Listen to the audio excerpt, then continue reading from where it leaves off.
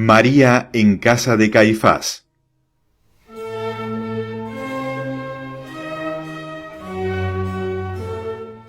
La Santísima Virgen estaba constantemente en comunicación espiritual con Jesús.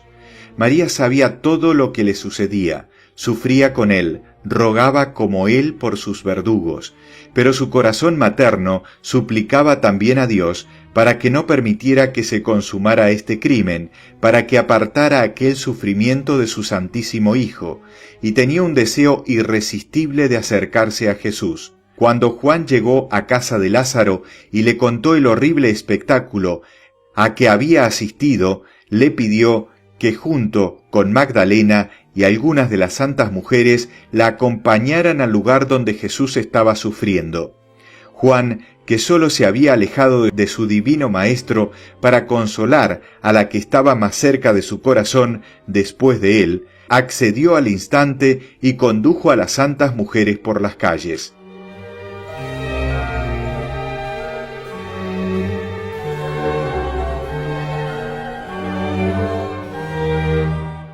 Iluminadas por la luna, cruzándose con gente que volvía a su casa, las mujeres iban con la cabeza cubierta, pero sus sollozos atrajeron sobre ellos la atención de algunos grupos y tuvieron que oír palabras injuriosas contra Jesús. La madre de Jesús, que había contemplado en espíritu el suplicio de su Hijo, guardó todas esas cosas en su corazón, junto con todo lo demás. Como él, sufría en silencio, pero más de una vez cayó sin conocimiento, una de las veces que yacía desmayada en los brazos de las santas mujeres bajo un portal de la villa interior.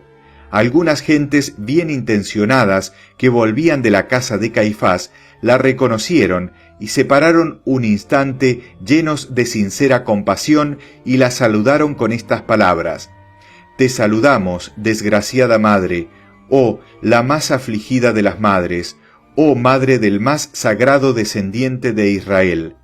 María volvió en sí y les dio las gracias con afecto, y después continuó su triste camino. Conforme se acercaba a la casa de Caifás, al pasar por el lado opuesto a la entrada, se tropezaron con un nuevo dolor, pues tuvieron que atravesar por un lugar donde estaban construyendo la cruz de Jesús debajo de una tienda. Los enemigos de Jesús habían mandado preparar una cruz en cuanto fueron a prenderlo, a fin de ejecutar la sentencia en cuanto fuese pronunciada por Pilatos, a quien confiaban en convencer fácilmente. Los romanos habían preparado ya cruces para 2 ladrones, y los trabajadores que tenían que hacer la de Jesús maldecían por tener que trabajar por la noche.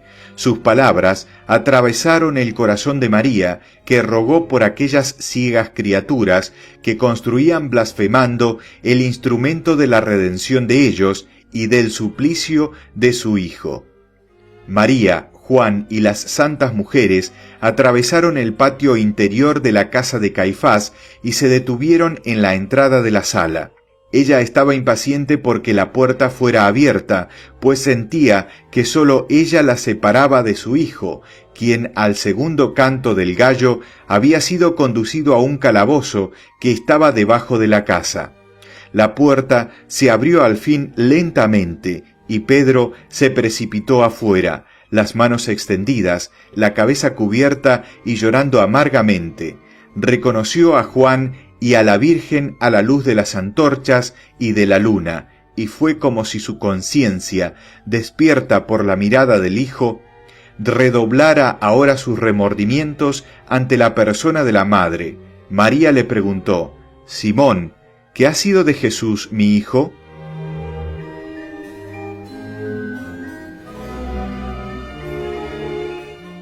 Y estas palabras penetraron hasta lo íntimo de su alma, de forma que no pudo resistir su mirada y le dio la espalda retorciéndose las manos, pero María se acercó a él y le dijo con una profunda tristeza: «Simón, hijo de Juan, ¿por qué no me respondes?».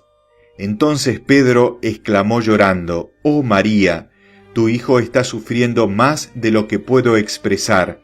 No me hables». ha sido condenado a muerte, yo he renegado de él 3 veces. Juan se acercó para hablarle, pero Pedro, como fuera de sí, huyó del patio y se fue a la caverna del Monte de los Olivos, donde la piedra conservaba la huella de las manos de Jesús. Yo creo que en esa misma caverna fue donde nuestro padre Adán se refugió para llorar tras la caída.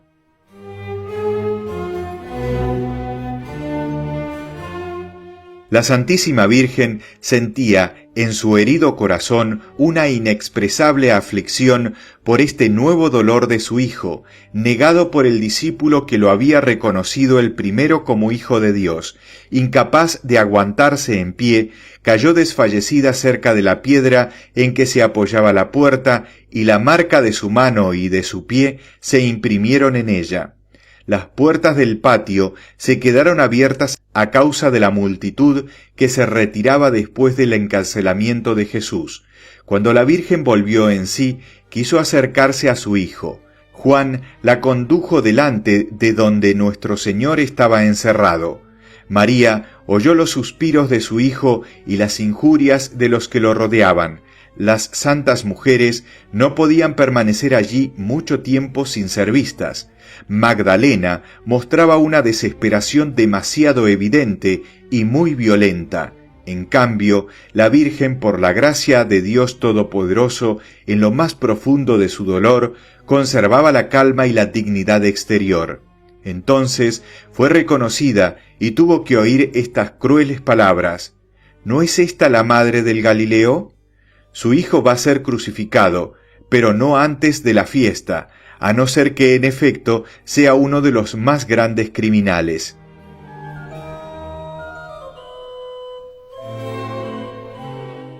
La Santísima Virgen abandonó el patio y se fue junto a la lumbre, en el atrio, donde todavía quedaba un resto del populacho, en el sitio exacto donde Jesús había dicho que era el Hijo de Dios y donde los hijos de Satanás habían gritado: «Es reo de muerte».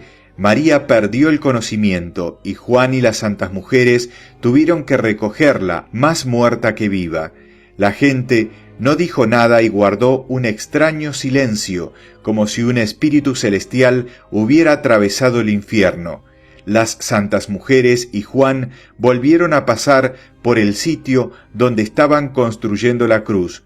Los obreros parecían encontrar tantas dificultades para acabarla como los jueces habían encontrado para poder pronunciar la sentencia. Sin cesar tenían que traer madera, porque tal o cual pieza no servía o se rompía, hasta que los diferentes tipos de madera estuvieron combinados del modo que Dios quería.